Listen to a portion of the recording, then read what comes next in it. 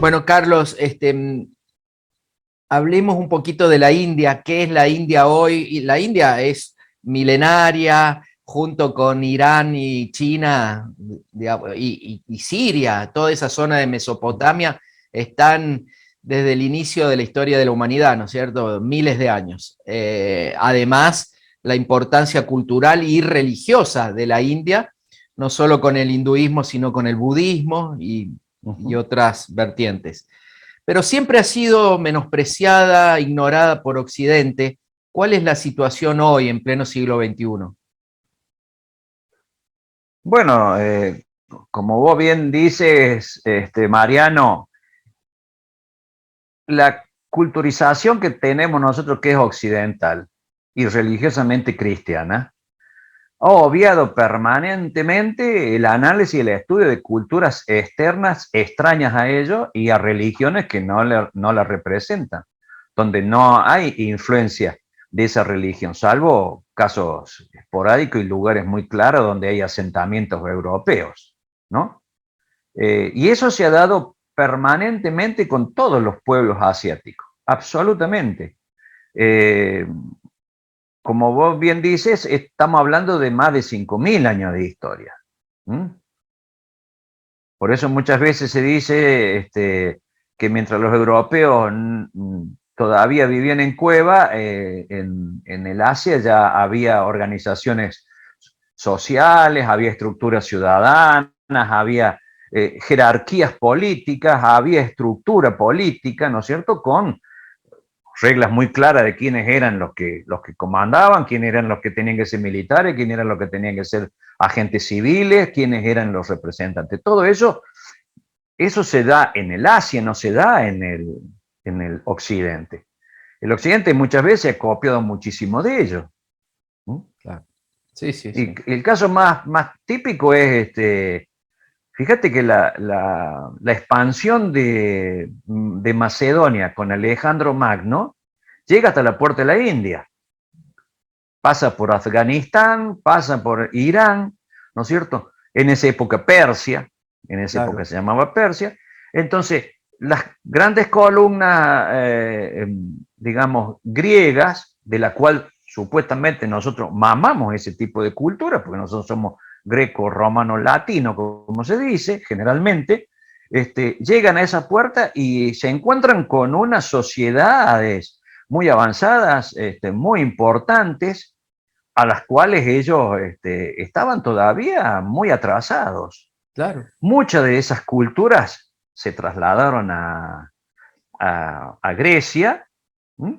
Y da el resurgir de esa Grecia culta, etcétera, ¿no? Hasta en filosofía. Y Claro. luego los que toman esa posta son los romanos. Los romanos. Los romanos cuando ocupan la Partia, todo eso, que la Siria, la Turquía actual, ¿no? El Asia Central, ¿no es cierto? Todo eso, también de ahí capturan un montón de temas, ¿no? Y que están vigentes hasta la fecha en nuestro sistema cultural. Pero claro, pero eso se nos dice que es de origen greco-latino o greco-romano, ¿no? Claro. No proveniente de esos pueblos antiquísimos que tenían sistemas culturales muy avanzados. Y, Claro. y Eso, también tienen un... Carlos, eso después, digamos, con la ruta de la seda, con Marco Polo, los europeos copian un montón de cosas, sobre todo de los chinos, pero también de todos los pueblos asiáticos. Y bueno, después de la Edad Media, que fueron 1000 años de oscurantismo en Europa y 1000 años de esplendor en Asia, ya con la llegada a América y algunos otros eventos, la modernidad cambia la ecuación, ¿no es Claro, cierto? Viene el Renacimiento en totalmente. Italia de las artes, viene el capitalismo, el tráfico de esclavos, la Uh -huh. acumulación originaria del capital, como le decía Exacto, Marx, y en exacto. Asia, en cambio, están los mongoles, quizás frenando el desarrollo, ¿no? Ahí cambia la cosa y deriva en un siglo XIX donde un nuevo capitalismo e imperialismo europeo y sobre todo inglés, ¿no? Se apropia de la India, Eso fue muy importante porque la India era como la principal colonia de Inglaterra, ¿no? Del Imperio Británico. ¿Cómo marcó eso en lo más profundo al pueblo indio y qué sensación o qué sentimientos tienen ellos hoy con Occidente, Carlos?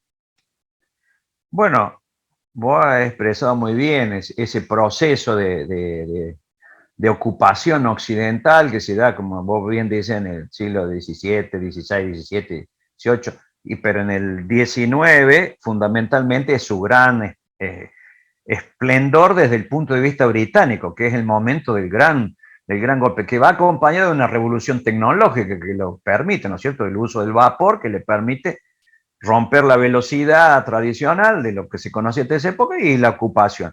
Y la ocupación británica siempre ha sido muy distinta a lo que ha sido las ocupaciones, por ejemplo, de los países que nosotros decimos iberos, como es España y Portugal. La ocupación británica nunca permitió ni permite actualmente por un problema religioso y racial el intercambio entre seres de distintas razas o grupos étnicos o religiosos.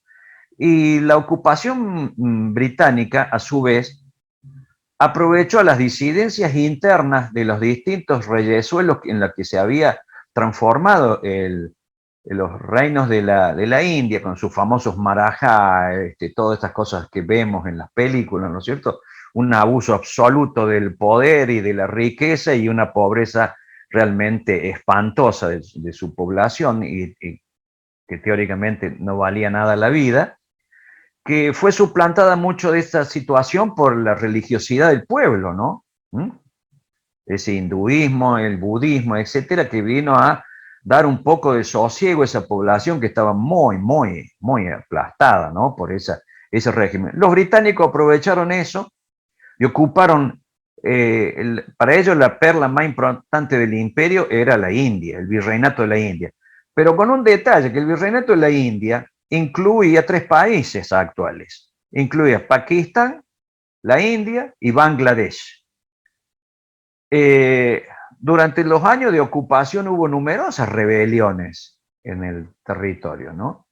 Y de allí viene una palabra famosa, los cipayos. Cipayos que son tropas nacionales o originarias que trabajan para el invasor. Claro. ¿No es cierto? De ahí viene el término cipayo. Bueno, hubo una gran sublevación de los cipayos también contra los mandos británicos, etcétera, etcétera. Ahora bien, la India sufrió y tuvo que aportar vidas a las luchas imperialistas.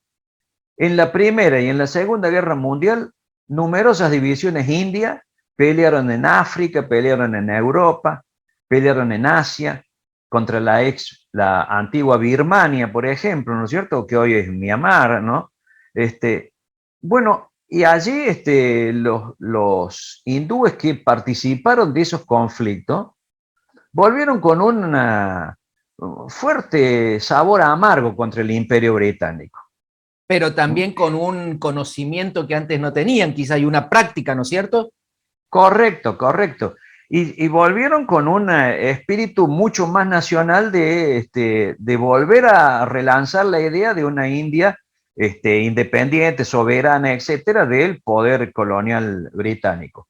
Bueno, esto que estamos hablando fue en los años del 39 y 45, y la India en la década del 50 se independiza. También estaba el gran movimiento de Gandhi, ¿no es cierto? Pero también había movimientos nacionales que Sí, no iban por la vía pacífica, iban por la rebelión armada, etcétera, ¿no? sí, Que sí. causó miles de muertes.